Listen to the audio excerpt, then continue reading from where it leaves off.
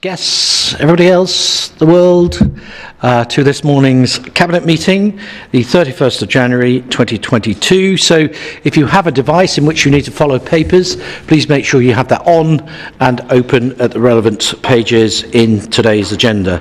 So before we begin, I'd like to also welcome, a special welcome to our new Chief Executive this morning on his first day in the job, Matthew Gladstone. So we welcome him. And it's great to have you here, Matt. So thanks for, I was going to say, making the effort to be here. But I've realised he's being paid. Yes, indeed. So before we begin formally, I must say in the event of an evacuation alarm sounding, everyone should vacate the building through the nearest exit and proceed directly to the assembly point. Are we live streaming today? Oh, we are live streaming as well today, so those watching online also will be able to follow along. So we'll move to the items on the agenda this morning, and agenda item 1 is apologies for absence. Pippa, please. Thank you, Leader. We have no apologies from members, but from officers we have apologies from Fiona McMillan, Cecilia Booth, Charlotte Black, Jyoti Attry and Steve Cox. So we have Amy Brown, Kirsty Nutton, Will Patton, Emmeline Watkins and Adrian Chapman as substitutes. Yes, it's nice to know that we employ more than those other 3 people that aren't here, and their able substitutes are in attendance today, so thank you very much. So item 2, declarations of interest. Are there any today, this morning, from members? No, thank you. We'll move swiftly on then to strategic decisions. Which is what I think it is. Even though my thing says item 4, I think it's item 3. It is the medium-term financial plan for 22-23. It's the phase 2 budget book, and this will come to Councillor Coles and no doubt Kirsty, who is here today. So, Andy, do you have an introduction to your report this morning? I do, Leader. Thank you very much. It was just a few short weeks ago that I suspect many of the members and staff of the Council were unsure of quite what Phase 2 of the revenue budget build for next year would give us. I wasn't even certain that we would be able to propose a budget to you today without further government support. However, I'm delighted to be able to propose the recommendations 1 to 10 on page 1 and 2 of the report. Before I delve into some of the detail, I want to start by paying tribute to the organisation. The staff in particular have worked tirelessly over the past 2 months to achieve what is in front of us today, and I'd like to place on record my sincere thanks to all of those involved. Led from the front by Gillian and then Wendy, with Matt very much engaged, the senior management team have dug deep to explore the art of the possible with regard to finding the solution that we have as set out in section 5 of the report. The rigour, the challenge and the open and honest conversations are testament to the ability and maturity of this Council to react and respond to the huge financial challenge we face. That bodes very well for the future. As well as the wider management team, I'd like to thank Cabinet colleagues who've been heavily involved in working with their Directorate staff on options, and the Cross-Party Financial Sustainability Working Group for its constructive contribution. And finally, a thank you to the finance team who've orchestrated the process in a very calm but calculated manner and brought a strategic approach to what we labelled in our improvement plan a tactical budget. Colleagues, the proposals in front of you signal the start of this Council's return to financial sustainability. Of course, there is a very long way to go, and we are literally just getting out of the blocks. But if you don't start the race well, you have no chance of winning it. And I believe we've made an excellent start. Of course, in an ideal world, none of us would want to make some of the savings that are listed in section 5.1, but we have a responsibility to our residents, and with that comes tough decisions. The budget is built upon maximising our income, delivering efficiencies and managing demand. These strategies will deliver around £6.5 million of the required Phase 2 savings of £12.6 million. And while other opportunities are contributing, such as the £1 million use of City College Peterborough surplus balances, we have no option but to make some savings from reconfiguring services such as libraries and other leisure services. That means those services might look and feel different and not offer the same range as now, but for the vast majority of what we currently provide, they will continue. It would be totally remiss of me not to mention the risks attached to this budget. The budget will need very careful monitoring and control throughout the next 14 months, in order that any variances from the budget plans are spotted quickly and recovery plans can be put in place. The report details the risks in Section 6.3 and Section 8, as well as in Appendix D. Section 6.3 in particular references some very specific concerns, and those on potential demand and inflationary pressures are perhaps our biggest concerns. The finance team are currently working on papers that will highlight the risks associated with changes to our assumptions on these two potentially significant issues. Colleagues will see that we currently have a very small surplus of only 276,000 based on the current proposals. Before we think we can go and spend that, or reduce a saving here or there, officers have been quick to point out that the estimates included in the budget are subject to change as we go through the next 3 to 4 weeks. So we could very easily see that surplus turn into a deficit, in which case we'll have to make some even more difficult decisions that are not yet on the table. I'm pleased that within the proposals we are able to reduce our reliance on reserves by £5.5 million compared to our budgeted position at 31st of March 2022. Residents may well ask why we are putting money away while at the same time proposing an increase in council tax and having to make some changes to services, even if only for 1 year. In response, I would say that getting the competing priorities right in setting the budget is a difficult balancing act and is much an art as a science. Professional judgments are crucial, not just from the finance team, but from our other statutory officers, whose job it is to ensure we protect our vulnerable children and adults. We believe the proposals you are considering today have balanced the competing priorities as well as possible, given our limited resources. Looking at the capital programme, members will have spotted at the bottom of Appendix C that we must reduce the programme by some £28 million over the next 3 years. But that will still leave a programme of some £160 million to be spent on our roads, schools, housing, on schemes such as the New Towns Fund and our university, as well as a range of other vital infrastructure projects. The £28 million reduction is needed in order to deliver the £750,000 revenue saving and to avoid rising debt costs in the future, which is another key strand to achieving financial sustainability. Ultimately, any budget proposal for any council has to pass the Section 151 officer test. Those tests include making judgments on the robustness of our budget estimates and if our reserves are adequate in light of the risks we face. That is now the role of our newly appointed Interim Director of Resources, Cecilia Booth, and prior to that, Kirsty, sitting next to me, since Peter Carpenter's resignation in December. Section 6.3 on page 25 and 6.4 on page 26 of this report provide that assurance, albeit not an unequivocal one. In considering the recommendations set out in front of you, you should be mindful of those assurances and the warnings that are associated with them. Looking beyond just next year, if people were to look back at previous budget reports, they will see a marked difference to this year's report. We have focused entirely on next year's budget and make no pretense of being able to present a genuine medium-term financial strategy at this stage. Having that medium-term plan is vitally important to our financial recovery, which means it needs to be considered, thoroughly challenged and scrutinised. The strategy will need to consider how best we deliver our statutory services and how we do so for the very best value for money. But this council cannot be just about delivering the statutory minimum. It has to invest in our infrastructure, in our commercial sector, in business and in our future generations. But we have to do so from better financial health than we have now. Colleagues, I am delighted to be able to present you with a proposed revenue budget for 2022-23 that reflects our number one priority for the Council, achieving financial sustainability. Leader, I ask that Cabinet approve recommendations 1 to 6 and notes recommendations 7 to 10. Thank you very much. Thank you very much. Kirsty, do you have anything to add at this point? No, lovely, thank you. So members, we'll just open the floor for questions if anybody has any. I think Councillor Allen may have a question. I know you indicated to me earlier that you did. So what is your question?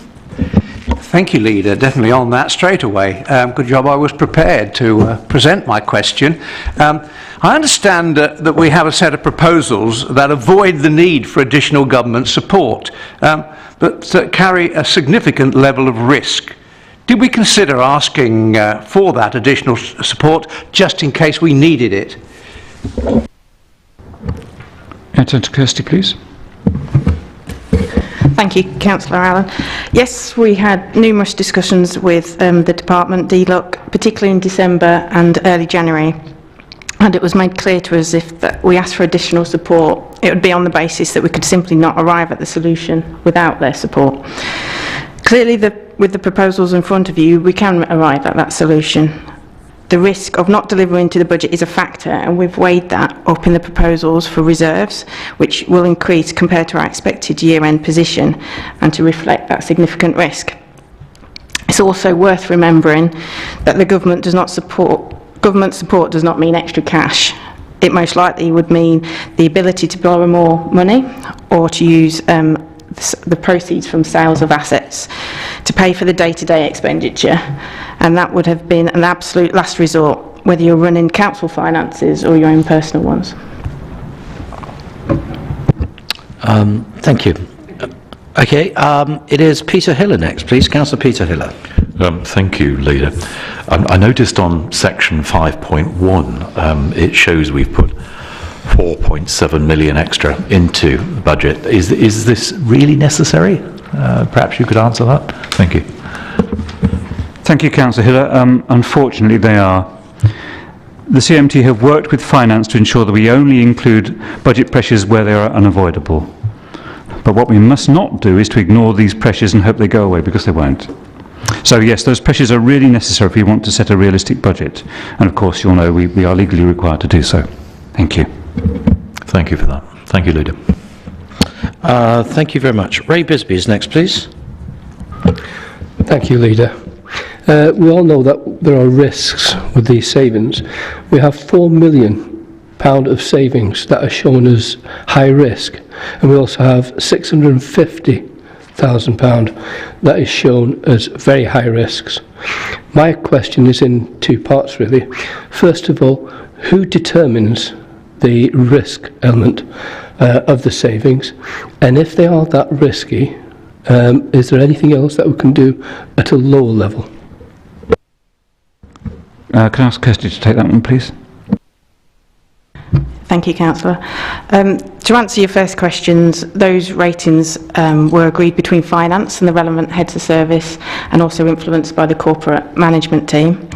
And there is a guide that was used to help reach that risk assessment, which I can happily share with members. With regards to your second question, of course we would like a relatively risk-free budget, but that hasn't been possible.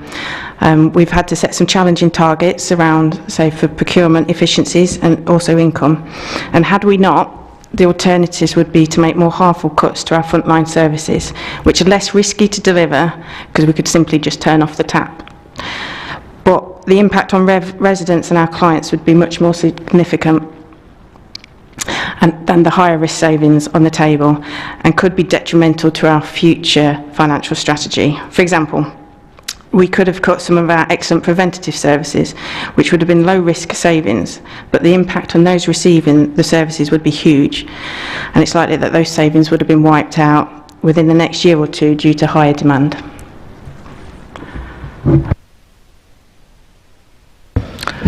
Thank you. Councillor Irene Walsh, please. Yes, thank you, Leader. My question is on the supplementary report, Appendix L, Capital Strategy, on page 4.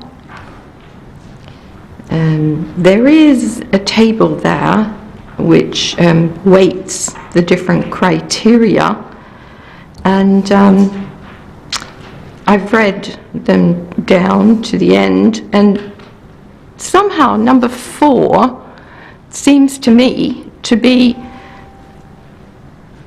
isn't that the sum total of 1, 2, 3, if you see what I mean? Does it deliver efficiency? Will it lever in other funding? What are the measurable outputs? And then number 4 seems to me to be the sort of then summary of 1, 2, 3? Or am I not reading it correctly, or maybe it's the phrasing? I wonder if Councillor Coles could answer that, please. Thank you, Councillor Walsh. Yes, it's the document was completed on Friday, and I haven't had a chance to discuss it with Cecilia Booth yet. But what I understand is all of the other cases that we've looked at, we require a robust business case, which is fully completed with all the detail within it. So that's what I'm guessing it means. But if you wouldn't mind, I'll come back just to confirm when we've had a chance to talk through the specifics. Thank you. Right. Thank you. Thank you, Councillor Coles. So then this is a document in the making still, and it will, yeah, okay, thank you. Just on that point, and for everybody listening, the document today is the one that's out for consultation, and of course would need to be adopted by full council, both in text, its contents and its numbers. So, Councillor Walsh, I suppose in truth, yes, it is a working motion in that it's a consultative document. Marco Teresti was next. Thank you, Leader. Page 10 of the report says that some proposals have been included with a target saving. Can somebody please elaborate on that? Yep, definitely. Thank you, Councillor. So, of course, ideally, all of our savings would be backed up by detailed delivery plans. However, that's not been possible for all of the proposals put forward. So, an example is the 1.7 million we aim to save on our contracts with external suppliers. Our procurement advisors were much more bullish about the opportunity here, but we're conscious in finance of the rise in inflation and some staff shortages in some sectors, so we've been more cautious. So over the coming weeks, this target will be converted into a delivery plan that may result in the change of budget savings, in which case this will be reported through the usual channels. Thank you. Any further questions this morning from anybody? Cabinet members, colleagues? No? I don't see any. Right. I've got some summing up notes which I'll do in just a moment before we move to the recommendations, but I'd like to bring in Matt Gladstone, who is acutely aware of the council's financial challenges, and he still applied for the job. So, and he got it. So I think he might like to make some comment at his first cabinet meeting this morning, folks. Thank you, Leader. And yes, obviously coming in my first day, the budget is pretty much number one, right up there as top priority. I think getting a sustainable council, sustainable growth is absolutely key. So I suppose just give Cabinet reassurance, really. I've been involved in a number of discussions throughout December and January with the corporate management team, with the current Chief Executive and also Wendy as interim Chief Exec. I agree with Councillor Coles. I think you made an excellent start on delivering a tactical budget. It is for the next year. It isn't a 3-year financial outlook and a medium-term financial plan by any means, but I think it's really coming a long way. I think it was critical, going back to Councillor Allen's question around it has avoided the need for the capitalisation direction at the moment, but that we have further discussions with government in the next few weeks, and they are keeping a close eye on the council and the financial standing. So it's something we are going to keep a very close eye on as the corporate management team and obviously as cabinet and the full council. But I think it is very positive that we are not needing that capitalisation direction at the moment. We need to get a grip of our own destiny and our own resources, and I think doing that ourselves is absolutely key. There is some external scrutiny going on at the moment. We have an improvement panel which is working to the council, which I think is critical, but it is full of external experts to help the council advise, support, direct, challenge, etc. And I think we need to keep that on board, and we need to learn from their best practices, ideas. Lots of councils have done this in other areas across the country, but every council across the country is struggling. There are lots and lots of financial issues, lots of uncertainty, but I think the budget set out, that high risk, medium risk, etc., is good practice. That is a good thing to do, and we need to keep us a very, very close eye on it as a corporate management team, that accountability, deliverability of these savings going forward. And I'd also stress, you want the budget set in the context of what is important for the residents of the city. And actually, that is absolutely key around the priorities going forward and how we judge those and how we make that assessment of what's deliverable or not and what options are available to you as members. But I would stress there are reviews underway. We do have SIP for giving us support at the moment. They are scrutinising things like capital programmes, capital receipts, the capital programme, our external partnerships, etc. So there's a lot of work underway which we have not finished yet. Now that is going to go on for the next 12 months, 18 months. But I think I would commend the approach taken today, and I think the Council's come a huge way in the last few months around setting a balanced budget. Thank you, Leader. Thank you very much. So I've just got a few thoughts, comments and notes. Really, this is a public forum meeting. It's being streamed, and B, it is no doubt being watched by government civil servants and indeed ministers who take a great deal of interest in what we do. So what I want to put on record, I mean, much has been made of Kemi Badenoch's letter to me and the Council just some months ago, but in the 8 months since I've become leader, just feels longer.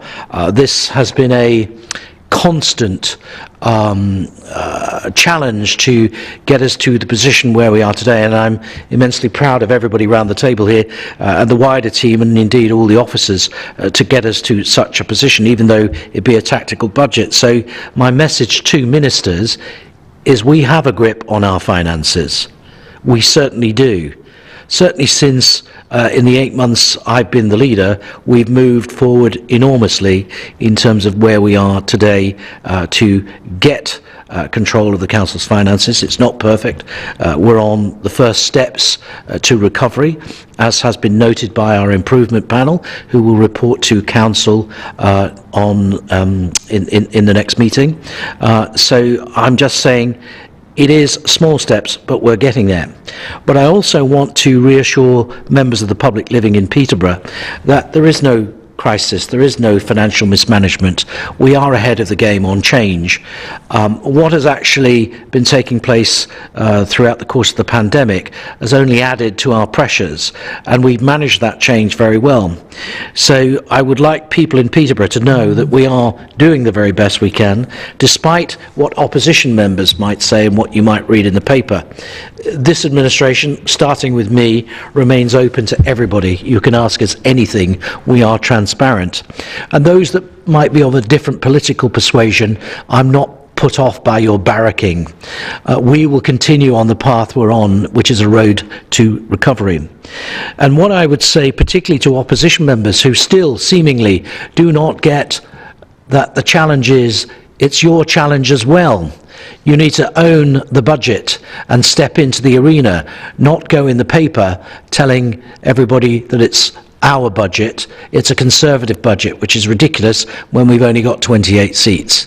So opposition parties need to take ownership and moreover responsibility for putting this Council's budget together. So we manage change. We're not in financial crisis. We are in difficult times. So if opposition parties have alternatives, they have a forum in which to put those alternatives, which is our Financial Sustainability Working Group. Do not claim in public that you do not. You do. It is a collective effort that we must all put together. And I would caution opposition colleagues as well that what you think you put in the local paper is not just in the local paper. Government read those thoughts. They're your thoughts, and they will have no hesitation in intervening in this Council and taking over if you're not seen to be taking responsibility. Take the decisions. That is the easy bit. Making the savings is the difficult bit, believe me. And as a final reassurance for members of the public, we're asking for modest increases, less than last year, in council tax increases, which stood at 4.99% last year. This year it's reduced to 3.99%, and we still remain the 9th lowest unitary authority in the country. So we pay less than anybody else. And I would also remind people, when they're criticising councillors, councillors are taxpayers too. Increases affect us just as much as they affect anybody else. It seems that people think that we're somehow a different set of people than ordinary people living in the city who have family, children, parents. Everything that we do affects us as individuals as well. So our financial woes in terms of are not down to spending and mismanagement. It is down to the fact that we receive £55 million less from government. And I won't delve into the politics of why that might be, but it's called austerity, and ask yourself why we're in austerity. So my soapbox endeth there, and I hope people will take on board what I'm saying, and my clear message to government is we're on top of it, we're taking it forward, and we will get through this providing everybody is rowing in the same direction.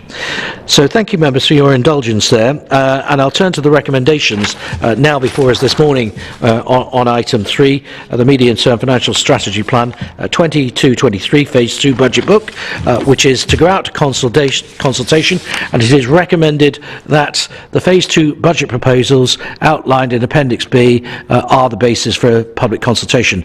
I think Councillor Coles had already expanded on what we're to approve and what to note, so I don't intend to read them all out, but it's items 1 to item 6 and the appendixes therein down to Appendix L. Are we all agreed on that this morning, members? That indeed is unanimous. Further, it is that we note items 7, 8, 9 and 10 on today's agenda. Happy to note those as well, members?